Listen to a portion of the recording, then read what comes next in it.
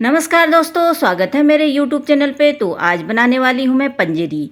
तो जन्माष्टमी आने वाली है, तो लड्डू गोपाल के भोग के लिए तो पंजरी बना रही हूँ मैं। एक नहीं, दो प्रकार की पंजरी बना रही हूँ। आप कौन सी पंजरी का भोग लगाते हैं ज़रूर से कमेंट में बताइए। तो बनाते हैं, आइए। धनिया पंजरी और आटे की पंजरी कैसे बन रही है, आइए चलते हैं साथ में बनाते हैं। सबसे पहले तो इस तरह से सबसे पहले मैंने ले रखे हैं मेवे, काजू, बादाम, किशमिश और मखाने, धनिया, कद्दूकस किया हुआ गोला।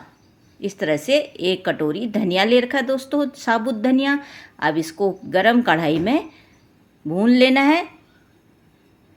ड्राई भूनना है, तेल हेल में कुछ नहीं, ऐसे ही भून लेना है। इसको चला के इस तरह से भून के धनिया को हमारा तैयार हो गया है।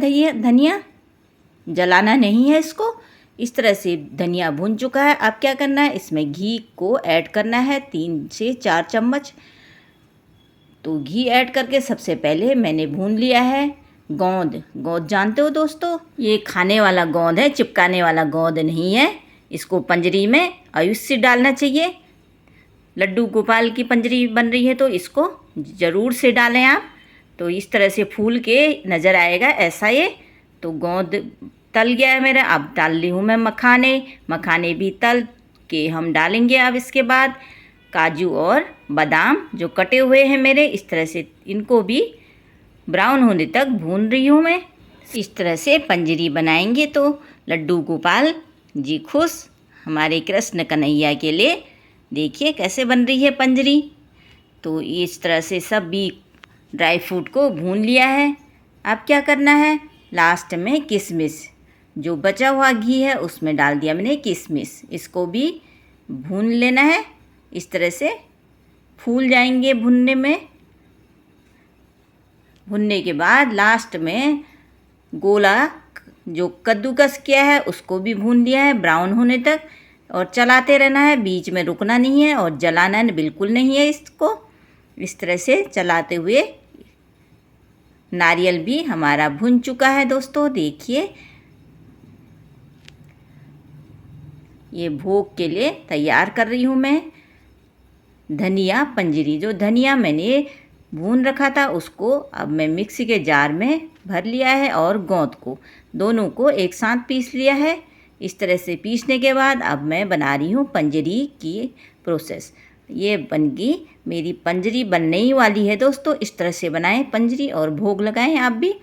जो पीस चुका है मेरा धनिया, इसको कर लिया मैंने।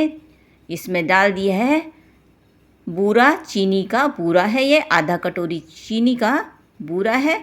जो मेरे भुन चुके मेवे हैं उसमें मिक्स करना है। अब इस तरह से मिक्स करने के बाद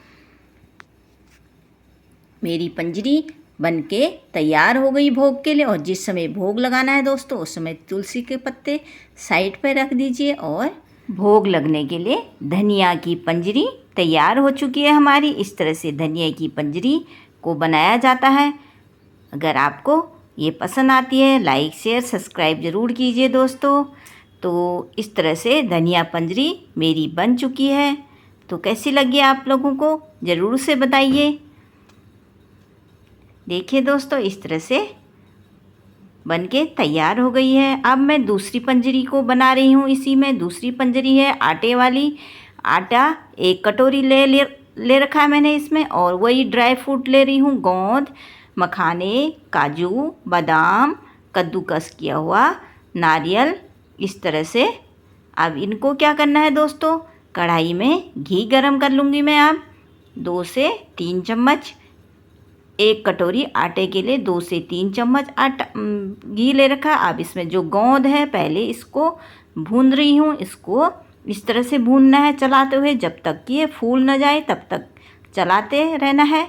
और एकदम रुई जैसा बन के तैयार होगा ये गोंद। तो लड्डू गोपाल की पंजरी है तो इसमें गोंद अवश्य डलता है। तो अब इसमें आटा डाल दिया है। इसके बाद जो घी बचा है इसको, आटे को बिल्कुल जलाना नहीं है, एकदम ब्राउन सा बनाना है। चलाते हुए इस तरह से चलाना है थोड़ी देर। और अब क्या करना है, इसमें जो मैंने मेवे कद्दूकस किए हुए हैं, तो वो सारे मेवे इसी के साथ ऐड कर लिए हैं मैंने आटे के साथ। आटे के साथ ही सब काजू, किशमिश, मखाने वगैरह सब भुन जाएंगे। एक खट्टे ही भुन के तैयार कर लेंगे इसी में, आटे में ही। इसी तरह आटे में ही भुन के तैयार करने हैं और चलाते रहना है, जलाना बिल्कुल नहीं है दोस्तों। ये आटे वाली पंजरी बना रही हूँ मैं इस तरह से। ये भुन चुका है मेरा मसाला, देखिए एकदम ब्राउन कलर का हो गया है मसाला। अब इसमें भी मैं डाल रही हूँ चीनी का बुरादा आधा कटोरी।